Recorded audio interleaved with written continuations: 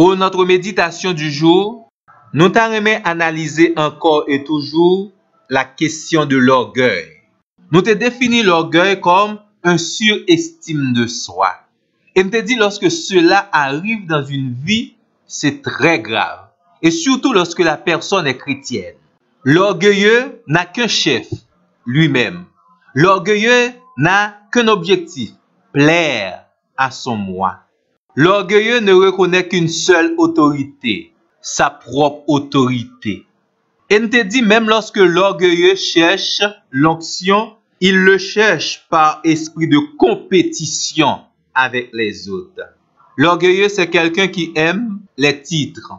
Il aime multiplier les titres. C'est un monde qui remet étaler connaissances pour qu'il sache surtout pour le capable rabaisser l'ignorance des autres. Il est très facile que l'orgueilleux ne puisse pas avoir d'amis parce que l'orgueilleux n'aime pas les autres. Monde qui orgueilleux, il remet trouver la situation côté que monde qui autour de lui-même yo paraît plus faible facile. Laisse ça, il est plus à l'aise pour manifester l'esprit de pédanterie que le gagne et toute autorité il pense le gagne sur l'autre monde. Il est toujours difficile pour l'orgueilleux d'apprécier le travail et les compétences des autres. Il est difficile pour que monde qui orgueilleux a repenti et même pour le bail bon Dieu bon genre adoration parce que l'orgueilleux c'est surtout quelqu'un qui offre un culte à soi-même. Principal personnage li d'accord pour l'exalter, c'est son moi. C'est ça que fait moun qui orgueilleux, li remet vanter li. L'apôtre Paul décrit l'orgueil comme l'une des caractéristiques de la fin des temps. De Timothée 3, versets 1 à 3. Moun qui orgueilleux, li gon arrogance on ne peut plus. D'ailleurs, il pas jamais reconnaître que le gain tort. C'est quelqu'un qui est à la fois têtu et insolent. Et lorsque l'orgueil se transforme en caractère chez quelqu'un, ça devient plus grave. C'est même une pathologie. D'où il y a un caractère orgueilleux. Et ça fait ça qu'on arrive que l'orgueilleux, il manifeste des actes d'humilité. Mais là, ça, en réalité, c'est une fausse humilité. Moun qui orgueilleux a montré que li bon la première place. Mais son cœur est déchiré.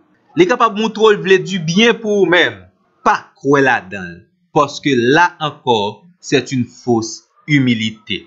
Moun qui orgueilleux, il est possible pour le capable tendre la parole de Dieu, mais il pas tendre pour lui, il tendre pour les autres. Il dit amen, mais amen non c'est pas parce que lui ouais que parole ça a touché la vie, mais parce que le connaît quelqu'un d'autre a besoin de cette parole de Dieu. Et si vous voyez un orgueilleux lire la parole de Dieu, il ne cherche pas à satisfaire les besoins de son âme, mais il cherche quelque chose pour quelqu'un d'autre. Il lit la Bible, mais en diplomate. Il cherche le plus souvent de vibrants messages, non pas pour nettoyer son âme, mais pour prêcher aux autres. L'orgueilleux, par rapport à la Bible, aime aussi compliquer les choses, c'est-à-dire prendre des versets hors de leur contexte pour appuyer leur position. Orgueilleux, c'est moun qui toujours gagne raison. Et ça qui pire là, l'orgueil n'existe pas seulement dans le domaine spirituel. Dans tous les autres domaines de la vie de l'homme, on peut avoir un caractère orgueilleux. Sur le plan esthétique, quelqu'un peut être orgueilleux par rapport à sa beauté. D'où c'est quelqu'un qui place sa confiance en sa beauté, en ses pouvoirs capricieux. Et dans le domaine spirituel, c'est quelqu'un qui place sa confiance dans ses compétences et capacités spirituelles. Philippiens 3, verset 3, l'orgueilleux, c'est quelqu'un qui met sa confiance en la chair, dans le moi, qui est contraire à l'esprit de Dieu. Nous avons une belle illustration entre l'humilité et l'orgueil en Luc, chapitre 18, verset 10 à 14. Le publicain et le pharisien. Le pharisien est orgueilleux même dans les choses spirituelles, même dans les activités spirituelles, même en avançant devant le trône de Dieu dans la prière. L'orgueilleux prie ainsi: Ô Dieu, je te rends grâce de ce que je ne suis pas comme le reste des hommes qui sont ravisseurs, injustes, adultères ou même comme l'autre que je regarde là-bas. La prière, qui devait être un moment d'intimité avec Dieu, devient une occasion de plus pour critiquer les autres, pour se comparer aux autres, pour montrer sa supériorité spirituelle par rapport aux autres. Des fois, orgueil a même oublié que bon Dieu l'a adressé à elle là, qui connaît toute bagaille. La prière se poursuit. Je jeûne 2 fois par semaine. Je donne la dîme de tous mes revenus. Un orgueilleux, c'est celui qui compte ses activités pour Dieu. Il compte les services qu'il rend à Dieu. Dans ce sens, il devient un activiste spirituel.